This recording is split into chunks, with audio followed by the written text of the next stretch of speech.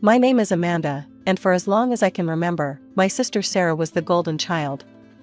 She was 3 years younger than me, but somehow she always came first in our parents' eyes. Don't get me wrong, they didn't neglect me entirely. They just preferred her. When I made the debate team, they nodded and smiled. When Sarah joined the cheerleading squad, they threw a party. When I needed new clothes, we went to the outlet mall. When Sarah wanted a new wardrobe, it was a weekend shopping spree at the fancy stores downtown. Dad wasn't much different. Every Saturday, he'd take Sarah to the park, buy her ice cream, and spend hours pushing her on the swings. I'd tag along sometimes, walking a few steps behind them, watching their matching dark hair bounce as they laughed at inside jokes I wasn't part of. Sarah wasn't cruel about it, which almost made it worse. She never rubbed it in my face or tried to make me feel bad. She was just there, soaking up all the attention like a pretty little sponge, while I learned to thrive in the shadows. Our relationship was comfortable. Not close, exactly, but not hostile either. We existed in a careful balance, like two planets orbiting the same sun, never colliding but never quite connecting either.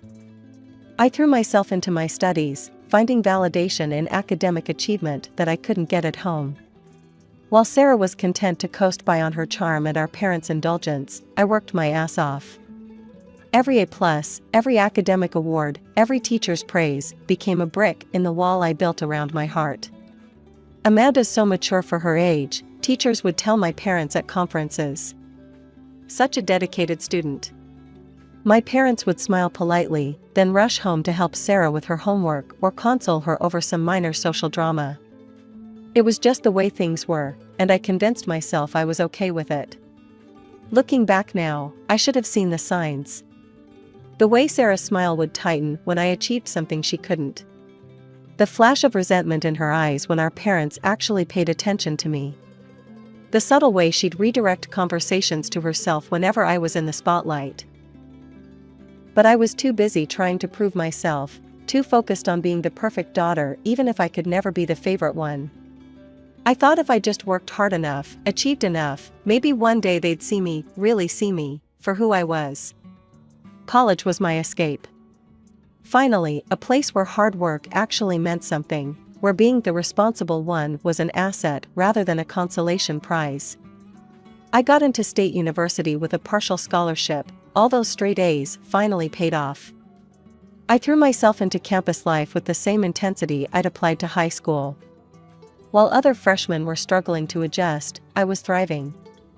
I joined the business club, made the dean's list, and landed an internship at Preston & Associates, one of the top financial firms in the city. "You're a natural," my supervisor told me during my internship evaluation. "We'd love to have you join us full-time after graduation." I practically floated home that day.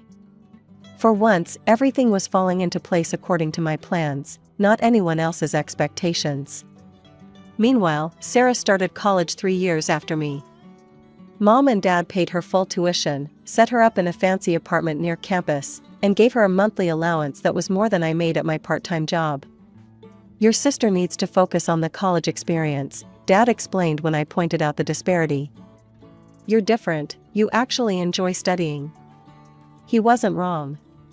While I was building my future, Sarah was building her social media following. Her Instagram was full of party photos and spring break adventures.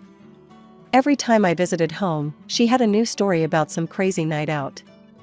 "You should come party with us sometime," she'd say, knowing full well I was too busy with my internship and studies to join her. After graduation, Preston & Associates made good on their offer. I started as a junior analyst and rented a small but decent apartment downtown. It wasn't much, but it was mine, earned with my own hard work.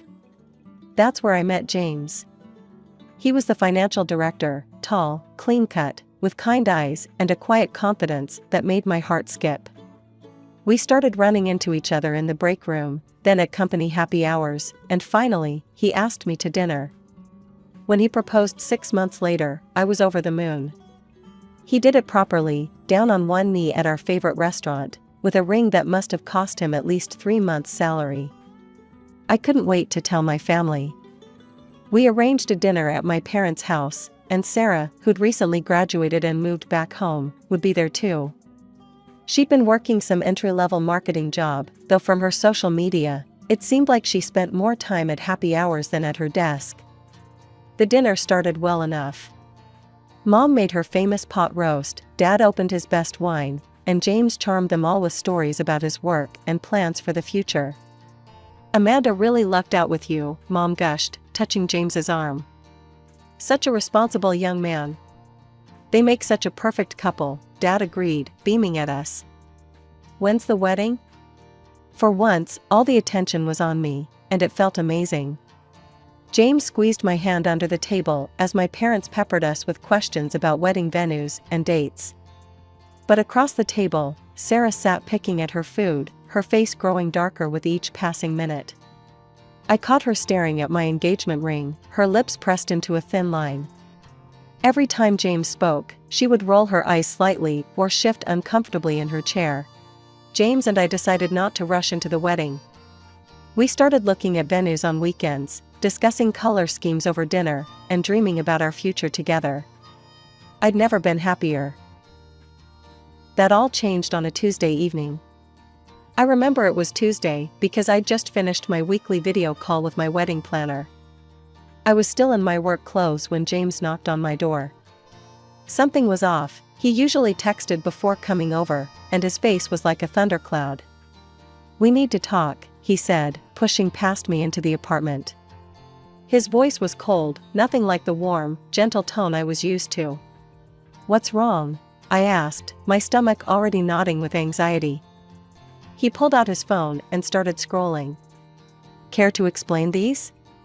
My heart stopped as he showed me photo after photo. There I was, or someone who looked like me, in compromising positions with different men. Screenshots of explicit text conversations filled his screen, all allegedly from me to various guys. "James, that's not. I never." My voice shook as I tried to make sense of what I was seeing. "These are fake. I've never cheated on you." "Fake?" He laughed bitterly. "Your own sister sent these to me." "So you're saying Sarah made all this up? Created fake photos and messages just to break us up? Why would she do that?" "I don't know why she'd do this, but James, please, look at my phone." I scrambled to grab it from the coffee table. "Check everything. There's nothing like this on there. I've never cheated on you." "Don't bother," he cut me off, stepping back when I tried to hand him my phone. "I trusted you, Amanda. I thought you were different. But you're just like all the others, a lying, cheating traitor." "James, please," I begged, tears streaming down my face. "You know me. You know I wouldn't do this." But his eyes were cold and distant. "We're done. Don't try to contact me again." The door slammed behind him with a finality that shattered my world. I tried calling him immediately, straight to voicemail. Text messages wouldn't go through. Email bounced back. He'd blocked me everywhere. I collapsed onto my couch, my whole body shaking with sobs. How could this be happening? How could he believe I would cheat on him? And Sarah, my own sister, had done this to me? The hours blurred together as I cried until I had no tears left. My phone kept lighting up with concerned messages from friends and coworkers. Apparently, James had already started spreading the word about my infidelity. After crying myself to sleep, I woke up the next morning with one purpose: confronting Sarah. My hands shook as I dialed her number, half expecting her to ignore the call. But she picked up on the second ring. "Well, if it isn't my cheating sister," she answered, her voice dripping with mock sweetness. "Why did you do it?" My voice cracked. "Why would you fake those photos and messages?" She laughed. Actually laughed. The sound made my blood run cold. "Oh, come on, Amanda. Did you really think I'd let you have your perfect little happily ever after? You, married to a successful, handsome guy like James? Please. What are you talking about? You don't deserve him." Her voice suddenly turned vicious. "You don't deserve any of it. The perfect job, the perfect fiancé. Who do you think you are? I felt like I'd been slapped. Sarah, we're sisters. Sisters? She sneered. Please. You're nothing but second best, Amanda. You always have been, and you always will be. Did you really think you'd get to marry someone like James before me? That's not how this works. In that moment, 25 years of sisterhood shattered. All those memories, the shared rooms, the whispered secrets, the forced smiles at family gatherings, they all took on a different meaning. Every eye roll, every backhanded compliment, every moment of tension suddenly made sense. You've been jealous of me this whole time, I whispered, the realization hitting me like a truck. Jealous? She laughed again. Don't flatter yourself. I'm better than you in every way. I just couldn't stand watching you play house with James when we all know you don't deserve him. I drove to my parents' house that afternoon, desperate for support.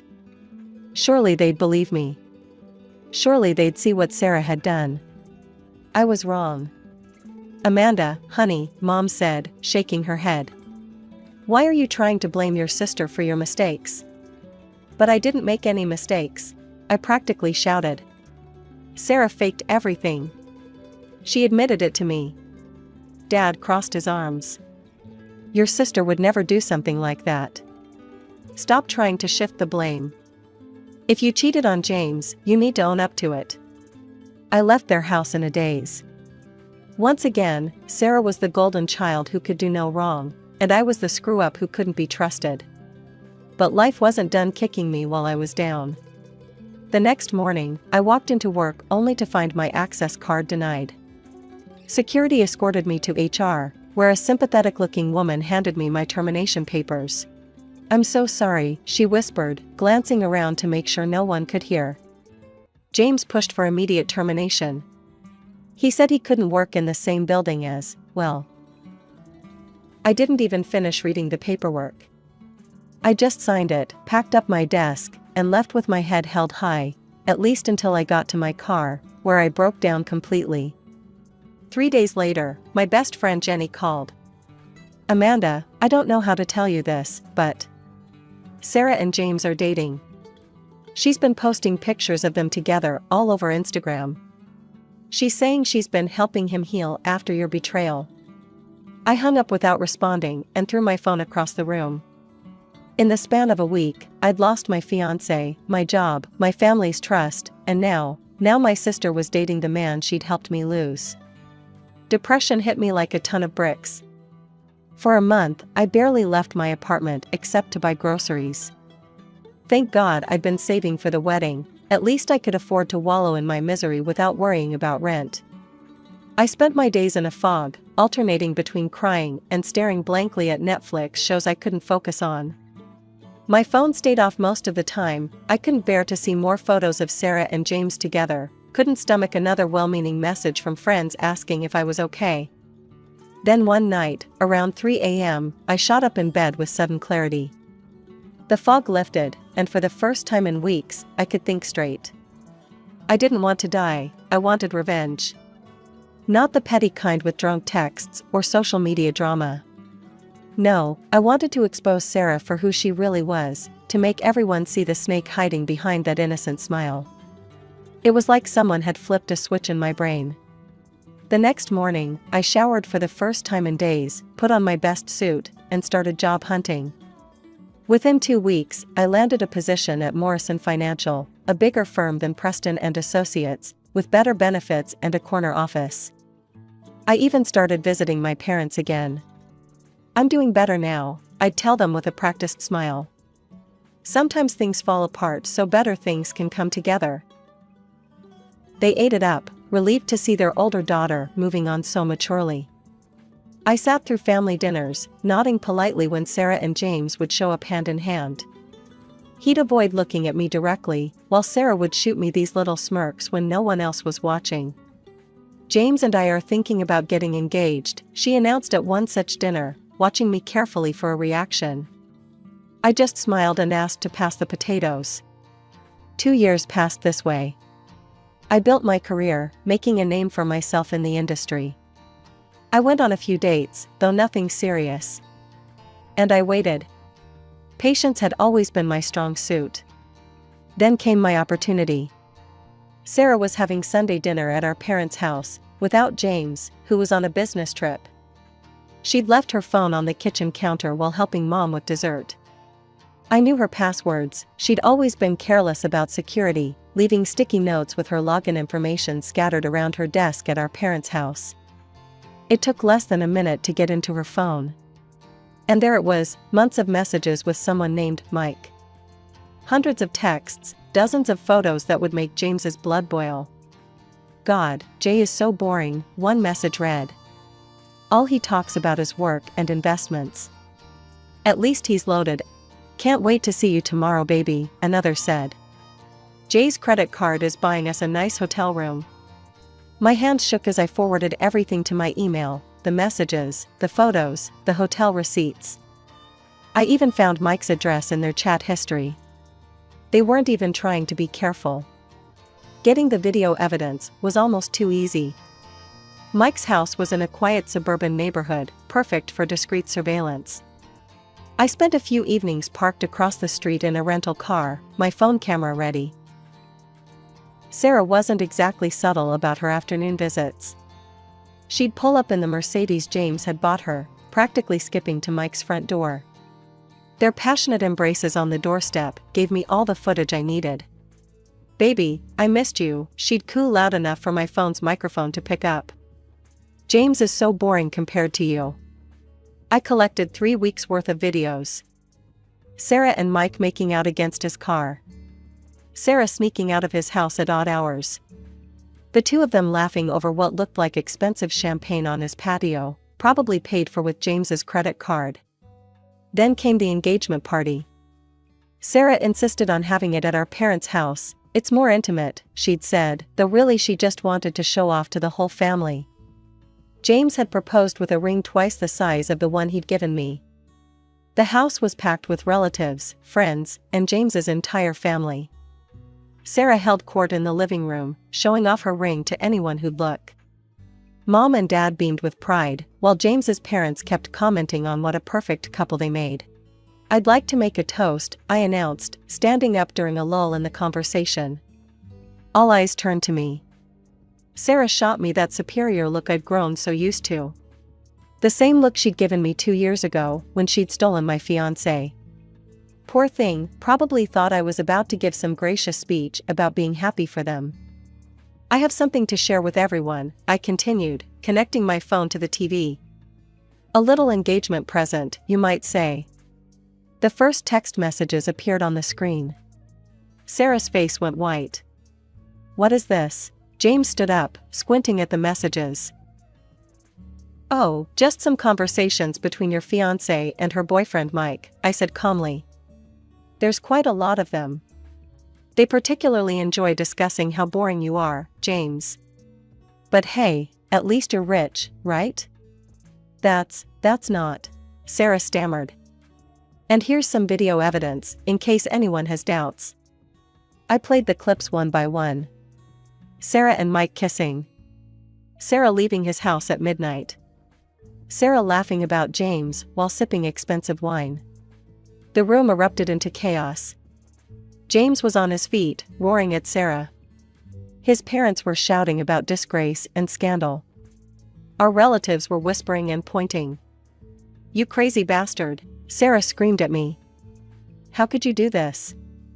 "Funny," I replied.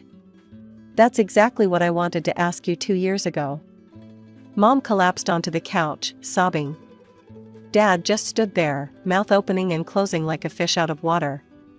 I didn't stick around for the aftermath. I gathered my things, walked to my car, and drove home in perfect silence. Inside my apartment, I poured myself a glass of wine and sat on my balcony, watching the city lights twinkle. For the first time in 2 years, I felt completely at peace. My phone rang at 7 a.m. the next morning. Mom's name flashed on the screen. "How could you humiliate your sister like that?" she screamed, before I could even say hello. "James called off the engagement. She's devastated. You need to fix this right now." "Fix what exactly?" I asked calmly. "The fact that she cheated?" The fact that she got caught? Or maybe you want me to fix the fact that she's finally facing consequences for her actions? She's your sister. Dad's voice came on the line. They had me on speaker. Family protects family. You will fix this, or we'll. I cut him off. Or you'll what? Take her side again? Go ahead. I'm used to it. I hung up and blocked their numbers. I needed coffee before dealing with any more family drama. But I hadn't even finished my first cup when someone started pounding on my apartment door. Open up, you damned bastard. Sarah's voice echoed through the hallway. I took my time walking to the door, unlocked it, and stepped back as she burst in. You ruined everything, she screamed, mascara running down her face. You ruined my life. Karma's a bitch, isn't it? I took another sip of coffee. I'm going to make you pay for this. She grabbed a framed photo from my wall and threw it at me. I dodged it easily. Like you made me pay 2 years ago? I asked quietly. When you fabricated evidence of me cheating? When you destroyed my relationship? When you took James for yourself? She froze, realization dawning on her face. You planned this. All of it. The whole time. 2 years, I confirmed. 2 years of watching and waiting. 2 years of playing the forgiving sister. 2 years of knowing that sooner or later, you'd show your true colors. You're insane, she whispered. No, Sarah, I'm patient. And unlike you, I only needed real evidence to get my revenge. She ran from my apartment like she'd seen a ghost. The weeks that followed were a parade of guilt-tripping messages from my parents. Sarah had lost her job due to emotional distress. She wasn't eating, wasn't sleeping. She'd moved back home and spent her days crying in her old bedroom. You've destroyed your sister, Mom texted. Are you happy now? I didn't respond. What was there to say? Dad tried a different approach. If you don't make this right, you're out of the will. Is that what you want? I finally replied to that one, do whatever you want with your money. I've already got what I wanted, the truth. They didn't like that answer much. But for the first time in my life, I didn't care what they thought about me. While my personal life had been a soap opera, my career was soaring. Morrison Financial promoted me to senior director, complete with a corner office and a substantial raise. Sarah, meanwhile, hit rock bottom. After losing her marketing job, she moved back in with our parents. That's when the drinking started, wine with breakfast, vodka for lunch, whatever she could get her hands on. It was during one of her drunken episodes that the truth finally came out. Mom told me about it later, how Sarah had been sprawled on the couch, halfway through a bottle of wine, when she started rambling. I showed him those pictures she'd slurred. Made them all up, found some girl who looked like Amanda, got someone to help me fake the texts. She didn't deserve him anyway. I deserved him more. Mom and Dad sat there in stunned silence as their perfect younger daughter continued her drunken confession, spilling every detail about how she'd orchestrated my downfall. 2 years of lies came crashing down in one wine-soaked evening. Dad called me the next day. His voice was thick with emotion. Amanda, we need to talk. Can you come over? I found them both in the living room, looking like they'd aged 10 years overnight. Mom couldn't even look me in the eye. We were wrong, Dad said simply. About everything. We've been wrong for a very long time. Mom burst into tears. How could we not have seen it? How could we have been so blind? We failed you, Dad continued. Not just about James, but your whole life. We always favored Sarah, always made excuses for her. We let her get away with destroying your happiness because we couldn't believe she was capable of such cruelty. It was the apology I'd waited my whole life to hear. But instead of feeling triumphant, I just felt tired. Dad cleared his throat. I've been thinking, maybe we should try family therapy. The three of us. To work through everything. So we did. Every Tuesday evening, we sat in Dr. Marshall's office, unpacking decades of favoritism, resentment, and misplaced trust. It wasn't easy, there were tears, shouting matches, weeks of awkward silence. But slowly, gradually, things began to change. As for Sarah, my parents finally did what they should have done years ago, they cut her off. They gave her enough money for a security deposit and first month's rent on an apartment, telling her she could come back when she got help and showed genuine remorse for her actions. Last I heard, she's working as a receptionist somewhere downtown and living in a studio apartment. She sends mom and dad messages sometimes, but they're staying firm on their boundaries. James reached out eventually. My parents had told him everything, Sarah's confession, the years of manipulation, all of it. He asked to meet for coffee. I should have believed you, he said, looking older and tired. I should have at least listened to your side. I know it's probably too late, but maybe we could try again? I studied his face, the face I'd once thought I'd wake up to every morning for the rest of my life. I felt nothing. No, I said gently. I forgive you, James. But I don't love you anymore. I'm not the same person I was 2 years ago. These days, my life is quieter. I have dinner with mom and dad every Sunday. We're not perfect, there are still moments of tension, old habits that die hard. But we're trying, and that's more than we ever did before. I don't regret exposing Sarah. Some might call it revenge, but I call it justice. She made her choices, and now she's living with the consequences. As for me, I'm exactly where I want to be. My career is thriving, I have my own place, and for the first time in my life, I don't feel like I'm second best to anyone.